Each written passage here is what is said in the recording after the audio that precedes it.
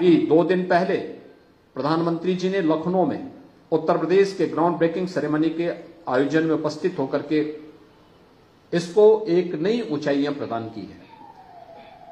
मुझे याद है जब पहली बार हम लोगों ने प्रदेश के अंदर इन्वेस्टर समिट की बात कही थी, तब मेरे सहयोगी बोलते थे कि हम प्रदेश के अंदर 20,000 करोड़ रुपए का निवेश करवाएंगे।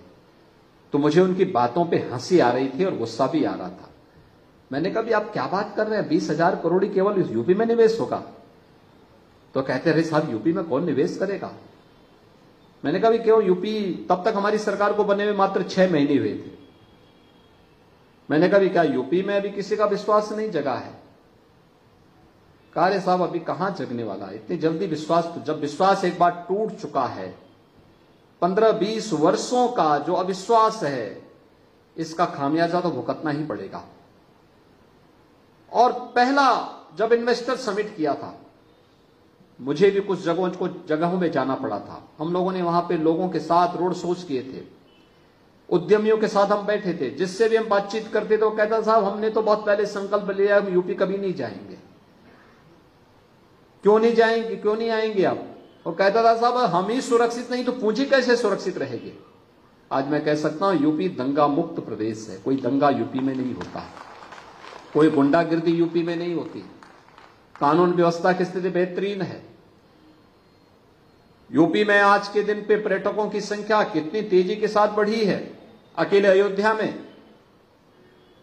कल अयोध्या में प्रभु श्री रामलला के विराजमान होने का 1 महीना पूरा होने जा रहा है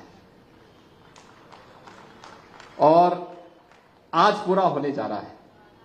और इस अवसर पर अगर आप देखेंगे कि पिछले 1 महीने के अंदर लगभग 62 से 65 लाख श्रद्धालु अयोध्या धाम में पधारे हैं। आप सोच सकते हैं। मैंने वहां के व्यापारियों से पूछा, मैंने कहा क्या इसका बिजनेस पे असर पड़ा? क्योंकि हम जब वहां के इंफ्रास्ट्रक्चर को चौड़ा कर रहे थे, सड़कों को चौड़ा कर रहे थे, कुछ लोग विरोध कर रहे थे। मैं समझा रहा था उनको। मैंने कहा देखो जिसकी दुकान जाएगी उसको दुकान देंगे, जिसका मकान जाएगा उसको मकान देंगे, जिसको ये दोनों नहीं चाहिए उसको पूरा कंपनसेशन भी देंगे। 3-4 राउंड की बातचीत मुझे स्वयं करनी पड़ी थी।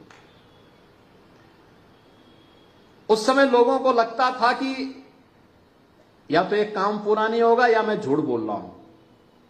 मैंने कहा देखो भाई हम लोग झूठ नहीं बोलते, हम तो प्रभु राम को अपना आदर्श मानते हैं और हमारा यही मानना है कि रघुकुल रीति सदा चली आई, प्राण जाए पर वचन न जाए। जब एक बार बोल दिया तो उसको हर हाल में लागू करेंगे, चिंता मत करिए, जरूर होगा। सभी का पुनर्वास किया गया, हर एक को दुकान दी गई और परिणाम क्या है? आज जब मैं 1 सप्ताह के अंदर ही गया था, प्रभु रामलला के विराजमान होने के 1 सप्ताह के अंदर अयोध्या गया था, तब मैंने वहां के उद्यमियों और व्यापारियों से पूछा कुछ लाभ हुआ? उन्होंने कहा साहब बिजनेस हमारा 30 से 50 गुना बढ़ गया है। और केवल ये तो व्यवसाय की मैं बात कर रहा हूं, होटल वालों के साथ बैठक करवानी पड़ी मुझे कि भाई रेट ज्यादा मत बढ़ाइए अब, क्योंकि 1,80,000 रुपए तक रूम के रेट जा रहे थे। हमने कहा भी कम करो भाई, और फिर उसको कुछ को हम लोगों को लेना भी पड़ा फिर कि नहीं भाई इससे ज्यादा रेट नहीं होगा, कैप करना पड़ा था। टैक्सी सेवा, और केवल अयोध्या में नहीं, आप लखनऊ जाइए किसी भी होटल में रूम नहीं मिलेंगे, वाराणसी में नहीं मिलेंगे, प्रयागराज में नहीं मिलेंगे, गोरखपुर में नहीं मिलेंगे, क्योंकि सब पैक हैं। कहां? अयोध्या जाने के लिए। कितना परिवर्तन होता है। प्रधानमंत्री जी के द्वारा प्रयास प्रारंभ किया, आज रिजल्ट हम सबके सामने है। आस्था भी और आजीविका भी इसी को कहते हैं, और यह कार्य हम सबको मिलकर के आगे बढ़ाना होगा।